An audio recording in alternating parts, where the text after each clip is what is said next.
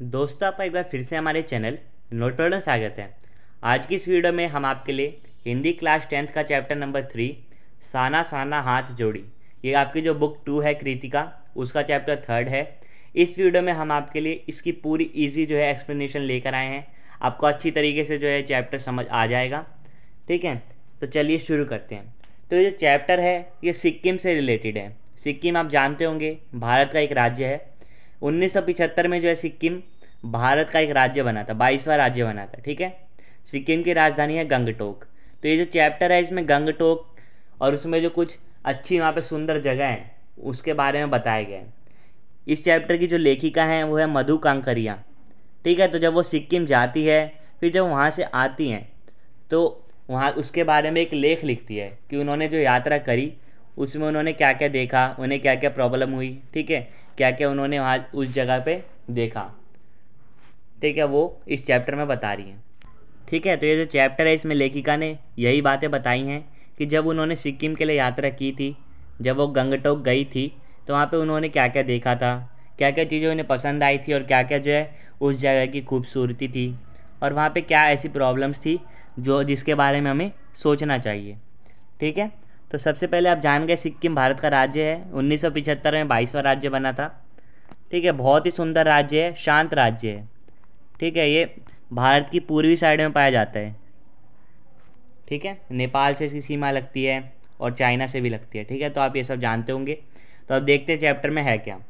तो जो लेखिका मधु कांकरिया है द्वारा लिखित जो है ये पाठ एक यात्रा वृत्तांत है। यात्रा वृत्तांत क्या होता है? Travel history. जब आप कहीं जाते हो और वहाँ से आने के बाद जब आप किसी को बताते हो कि वहाँ पे मैंने क्या क्या देखा, वहाँ मुझे क्या अच्छा लगा, यानी वहाँ पे जो भी आपके साथ घटना घटित हुई जब आप उसे बताते हो या लिखते हो उसे कहते हैं यात्रा वृत्तांत, अपनी यात्रा का वर्णन करना। ठीक है, तो ये जो पाठ है इसमें सिक्किम की जो राजधानी है गंगटोक, जिसको पाठ में गंतोक कहा गया है, गंतोक। ठीक है, उसके सौंदर्य का वर्णन किया गया है, उसकी सुंदरता का जो है वर्णन किया गया है, उसकी सुंदरता के बारे में पाठ में बताया गया। ठीक है, गंगटोक का जो नाम पड़ा है वो किस लिए पड़ा है? क्योंकि गंगटोक जो है सिक्किम, वहाँ बहुत सारे पहाड़ हैं और गंगटोक का अर्थ भी होता है पहाड़। तो वहाँ इतने पहाड़ है कि उनकी सुंदरता से जो है ये जो पूरा राज्य है हमेशा सजा हुआ रहता है। यहाँ पे यात्री जो हैं हमेशा आते रहते हैं और टूरिस्ट के लिए बहुत अच्छी जगह है घूमने के लिए। ठीक है, तो गंगटोक का अर्थ पहाड़ होता है और गंगटोक को जो है मेहनतकश बादशाहों का शहर कहा जाता है। ठीक है, ये क्वेश्चन भी पूछा जाता है कि गंगटोक को मेहनतकश बादशाहों का शहर क्यों कहा जाता है? क्योंकि यहाँ के जो लोग हैं उन्होंने बहुत ज़्यादा मेहनत करके, सफाई करके, मतलब अच्छी तरीके से जो है इन्होंने वहाँ पे पूरे साफ़ सफाई रखी है। ठीक है, बहुत ज़्यादा मेहनत करते हैं और इस राज्य को उन्होंने अपनी मेहनत से जो है इतना खूबसूरत बनाया है। इसलिए गंगटोक को जो है मेहनतकश बादशाहों का शहर कहा गया है। मेहनतकश बादशाह कौन है? मेहनतकश बादशाह, ये वर्ड जो है वहाँ के लोगों के लिए आया है जो अपनी मेहनत से जो है, ठीक है, अपनी अवेयरनेस से, अपनी जागरूकता से उन्होंने उस राज्य को साफ़ रखा है। ठीक है, और वहाँ की जो सुंदरता है उसको बहुत ज़्यादा बढ़ा दिया, उसमें 4 चांद लगा दिए, तभी वो जो है एक इतना अच्छा टूरिस्ट प्लेस बन गया है। वहाँ पे यात्री बहुत ज़्यादा घूमने आते हैं। ठीक है, अब लेखिका बताती हैं कि गंगटोक में जैसे ही उनकी आँख खुलती है तो लेखिका जो है बालकनी से हिमालय की जो तीसरी सबसे बड़ी चोटी है कंचनजंगा देखना चाहती है, परंतु मौसम साफ न होने के कारण वह कंचनजंगा नहीं देख पाती। कंचनजंगा आपने पढ़ा होगा कि बहुत ऊंची चोटी है हिमालय की, लगभग 8,500 मीटर के आसपास कुछ इसकी जो है ऊंचाई होती है। ठीक है, तो लेखिका जो है अपनी बालकनी से देखना चाहती है परंतु मौसम साफ नहीं था, इसलिए लेखिका जो है देख नहीं पाती। फिर लेखिका का जो ड्राइवर है और जो गाइड है जो लेखिका को वहाँ पे घुमाता है उसका नाम है जितेन नार्गे। ठीक है, वो उसे गंगटोक की जो सुंदरता है और वहाँ की संस्कृति उससे परिचित करवाता है, उसके बारे में जो है लेखिका को बताता है। ठीक है, फिर जितेन जो है लेखिका के साथ जब वहाँ घूमने के लिए निकलता है, सिक्किम घुमाने के लिए निकलता है गंगटोक के लिए, तो वहाँ पे एक स्थान की ओर वो इशारा करते हुए कहता है कि उसे खेदुम बताया जो कि देवी देवताओं का निवास है। तो एक स्थान पे वो इशारा करता है और कहता है ये खेदुम है, यहाँ देवी देवताएं जो हैं रहते हैं। गंगटोक में रहने वाले अधिकांश लोग बौद्ध धर्म को मानते हैं। यहाँ किसी बुद्धिस्ट की मृत्यु होने पर शोक प्रकट करने के लिए 108 श्वेत पताकाएँ फहराई जाती हैं। ठीक है। तो गंगटोक यानी सिक्किम के जो लोग हैं वहाँ पे अधिकांश जो लोग हैं बौद्ध धर्म को मानते हैं, ठीक है। जैसे हमें यहाँ पे ज़्यादातर हिंदू धर्म हो गया, मुस्लिम धर्म हो गया, ये ज़्यादा माना जाता है। लेकिन पूर्वी साइड अगर आप जाते हैं तो वहाँ पे बौद्ध धर्म मानने वाले ज़्यादा लोग हैं। तो सिक्किम और गंगटोक में बौद्ध धर्म को मानने वाले लोग हैं। यहाँ अगर किसी भी बुद्धिस्ट की मृत्यु होती है, यानी बौद्ध धर्म को मानने वाले की मृत्यु होती है, तो उसकी शोक प्रकट करने के लिए, ठीक है, उसके दुख जताने के लिए जो है 108 श्वेत पताकाएँ यानी सफ़ेद झंडे लहराए जाते हैं, ठीक है, फहराए जाते हैं उसका शोक प्रकट करने के लिए। और अगर खुशी का कोई मौका होता है तो सफ़ेद कलर के नहीं, रंगीन कलर के जो है पताकाएँ फहराई जाती है, यानी रंगीन झंडे फहराए जाते हैं, ठीक है। वहाँ के जो बौद्ध मंदिरों में व्हील प्रेयर अर्थात धर्म चक्र को देखकर लेखिका ने सोचा कि वैज्ञानिक प्रगति के बावजूद इनकी आत्मा एक जैसी है। लोगों की आस्थाएं, विश्वास, अंधविश्वास, पाप पुण्य की अवधारणाएं और कल्पनाएं एक जैसी है। तो वहाँ पे एक प्रेयर व्हील है, धर्म चक्र, ठीक है। बहुत ज़्यादा वहाँ पे लोग जो है इसको मानते हैं और लोगों का ऐसा मानना है कि इसको देख के जो भी प्रार्थना करते हैं वो पूरी हो जाती है, ठीक है, जो भी मन्नत मांगते हैं वो पूरी हो जाती है, ठीक है। तो जब लेखिका वहाँ के बौद्ध मंदिरों में ये देखती है धर्म चक्र को, तो लेखिका बहुत सोच में पड़ जाती है, ठीक है। और वो सोचती है कि दुनिया में इतनी वैज्ञानिक प्रगति हो गई है, ठीक है, साइंस इतना आगे जा चुका है कि अब ज़्यादा चीज़ें जो हैं, ज़्यादातर चीज़ें टेक्नोलॉजी पे बेस्ड हो गई हैं, ठीक है। तब भी यहाँ के जो लोग हैं इन सभी की आत्मा एक जैसी है। सभी लोग जो है धर्म में मानते हैं, बौद्ध धर्म में मानते हैं, इनकी आस्थाएँ, इनका विश्वास, या आप इसको अंधविश्वास भी कह सकते हैं, ठीक है। ये जो भी बातें हैं, पाप पुण्य जो भी है, सभी जो मान्यताएं हैं लोगों की और कल्पनाएं जो हैं, लोग जैसा सोचते हैं, सभी जो है एक जैसी है, यानी सबकी सोच एक जैसी है, ठीक है। सिक्किम नेपाल सीमा से सटा हुआ है। यहाँ देश की सीमाओं पर बैठे जवान अत्यधिक सर्दी गर्मी झेलते हैं। 30 डिग्री तापमान में रहकर भी देश की रक्षा करते हैं। वे अपने कर्तव्यों के प्रति अडिग रहते हैं। हम चैन की नींद सो सकें इसलिए वे वहाँ पहरा देते हैं। लेखिका मैदानी इलाके में रहने के कारण पहाड़ों पर बर्फ़ देखने के लिए बहुत उत्सुक थी, इसलिए जितेन उन्हें कटाव नामक स्थान पर ले गया जहाँ पर उन्हें स्नोफॉल देखने को मिला, ठीक है। मैंने बताया था अभी कि नेपाल की जो सीमा है, सिक्किम की जो सीमा है सॉरी, नेपाल से भी लगती है और चाइना से भी लगती है, ठीक है। भारत का 22वां राज्य बना था, तो नेपाल की सीमा से सटा हुआ है, इसलिए यहाँ पे जो सीमा है वहाँ पे इतने जवान बैठे रहते हैं, सर्दी हो गर्मी हो सभी जो है चीज़ों को वो झेलते हैं। 30 डिग्री तापमान में भी रहते हैं और देश की रक्षा करते हैं, ठीक है। अपने कर्तव्यों के प्रति अडिग रहते हैं, ठीक है, यानी अपने कर्तव्यों का बहुत ही सख्ती से पालन करते हैं, उससे पीछे नहीं हटते हैं। और हम सभी जो है चैन की नींद सो सकें इसीलिए जो है वहाँ पे पहरा देते हैं। सभी जो हमारे फौजी भाई हैं हमारी रक्षा के लिए जो हैं सेना पे लगे हुए हैं, उसी तरीके से यहाँ पे सिक्किम में भी वही चीज़ें हैं, ठीक है। इसलिए लेखिका को बहुत ज़्यादा उन्हें देखकर गर्व होता है और हमें भी गर्व महसूस करना चाहिए। वैसे भी अभी 15 अगस्त आने ही वाला है, ठीक है, तो सभी ज़रूर जो है एक तिरंगा अपने घर पे ज़रूर लहराए, ठीक है, जिससे हमारी देश का शान में जो है 4 चांद लग जाएंगे, ठीक है। बहुत ज़्यादा जो है हमारे देश की शान बढ़ेगी, ठीक है। मोदी जी ने भी कहा है कि सभी को जो है एक तिरंगा अपने घर पे ज़रूर लगाना है, हर घर तिरंगा, घर घर तिरंगा, ठीक है, आपको पता होगा। तो आप ज़रूर जो है अपने घर पे भी तिरंगा लहरा दीजिए, ठीक है। तो लेखिका जब ये जो जवान बैठे हैं, ठीक है, बॉर्डर पे, उनको देखती हैं तो लेखिका को बहुत ज़्यादा अच्छा लगता है, ठीक है। और वो सोचती हैं कि हम चैन की नींद सो सके, इसलिए वे लोग जो है वहाँ पे पहरा देते हैं। लेखिका जो है मैदानी इलाके में रहती थी, वो तो बस वहाँ सिक्किम घूमने के लिए गई थी, ठीक है, और वहाँ पे पहाड़ पे बर्फ़ देखने के लिए गई थी और उसके लिए बहुत ज़्यादा उत्सुक थी, ठीक है। इसलिए जितेन जो है लेखिका को कटाव नामक स्थान पे ले जाता है। कटाव एक जगह का नाम है, ठीक है, गंगटोक में। वहाँ पे उन लेखिका को जो है स्नोफॉल देखने को मिलता है। स्नोफॉल आपको पता होगा, जब बर्फ़ गिरती है उसी को कहते हैं स्नोफॉल। कटाव पर किसी भी दुकान का न होना उनके लिए वरदान है, क्योंकि यह पर्यटन स्थल के रूप में विकसित नहीं हुआ है। अगर वहाँ कोई भी दुकान होती तो निश्चित तौर से सैलानियों की भीड़ लगनी शुरू हो जाती। इसी प्रकार वहाँ आसपास के वातावरण में भी गंदगी और कचरा फैलने की वजह से प्रदूषण बढ़ जाता।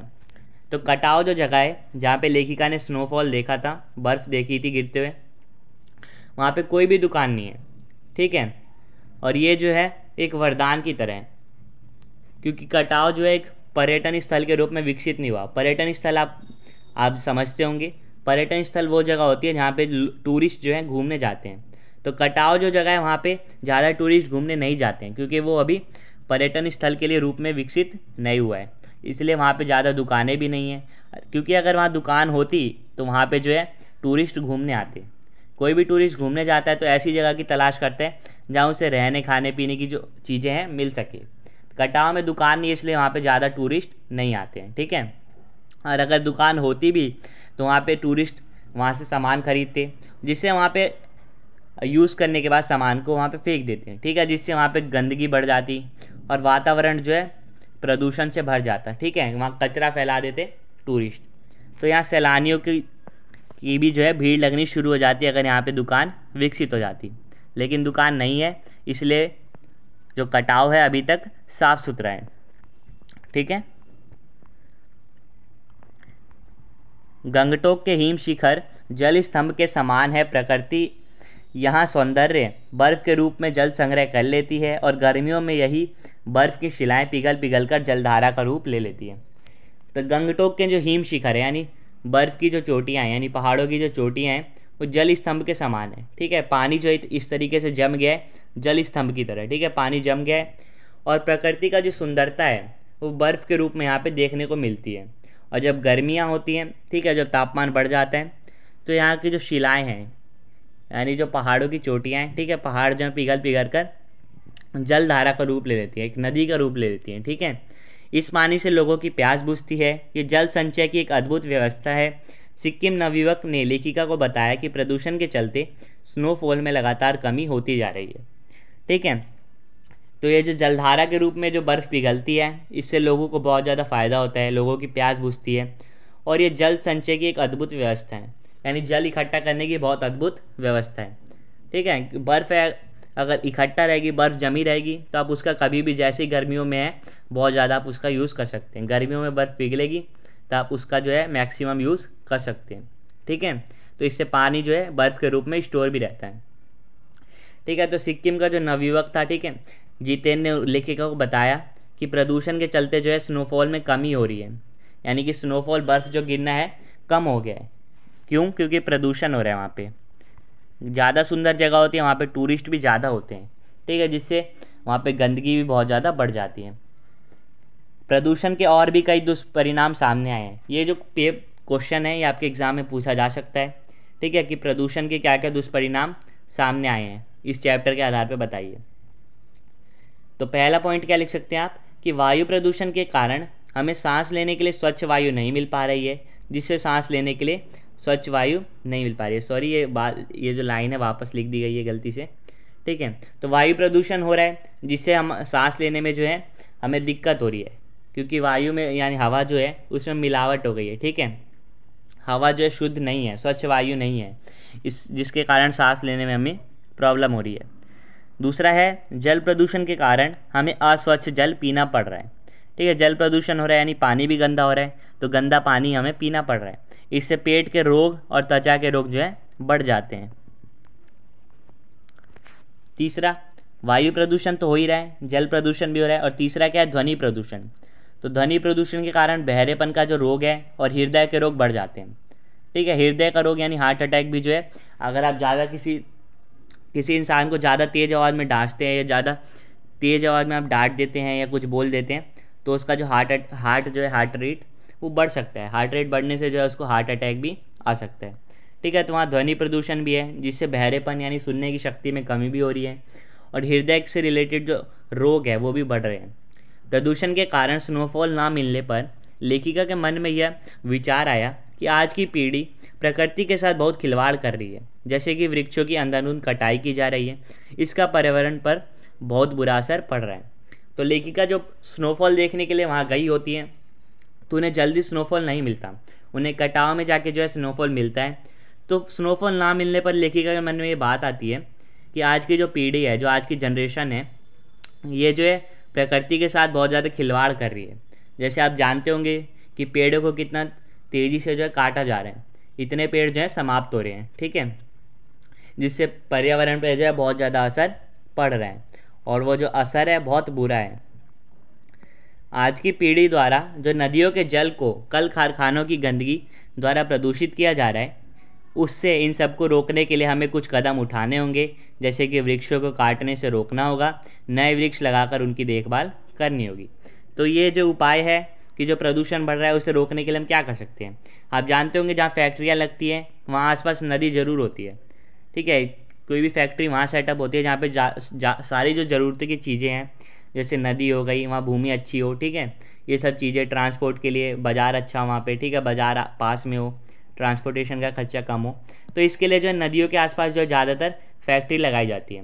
और फैक्ट्री का जो भी गंदगी है, ठीक है, जो भी धुआं है, जो भी गंदा पानी है, केमिकल है, सब जो है नदियों में डाला जा रहा है, जिससे नदियों का जो पानी है बिल्कुल गंदा हो रहा है, ठीक है, जिससे कई बीमारियाँ भी हो रही हैं। तो इन सबको रोकने के लिए हमें जो मेन चीज़ें हैं वो हम क्या कर सकते हैं अपनी तरफ से, कि पेड़ों को जो काटने से रोकना होगा। अगर हमारे आसपास में कोई भी पेड़ काटते हुए दिख रहे हैं तो उसे समझाएं, उसे मना करें, और मना अगर नहीं कर पा रहे हैं तो हम उसकी भरपाई करने के लिए क्या करें, नए वृक्ष लगाएं और उसकी देखभाल करें। तो ये सब चीज़ें जो है हम कर सकते हैं। तो इस चैप्टर से कुछ जो इंपॉर्टेंट क्वेश्चंस आ सकते हैं, उसमें ये क्वेश्चन भी ज़रूर है कि प्रदूषण के चलते सिक्किम की सुंदरता जो है उस पर किस तरीके का प्रभाव पड़ा है, और प्रदूषण को रोकने के लिए हम क्या क्या कर सकते हैं, कुछ उपाय बताइए। इस तरीके के क्वेश्चन जो है इस चैप्टर से आ सकते हैं, तो आप उसमें ये सभी पॉइंट्स जो हैं लिख सकते हैं। तो ये जो था हमारा चैप्टर पार्ट 3, साना साना हाथ जोड़ी। उम्मीद करता हूँ आपको ये जो चैप्टर की समरी है अच्छी तरीके से समझ में आ गई होगी। मैंने पूरी कोशिश की कि आपको ये जो चैप्टर है अच्छी तरीके से समझ में आ जाए। आपसे फिर मिलेंगे नेक्स्ट वीडियो में, तब तक के लिए bye bye, see you again and thanks for watching.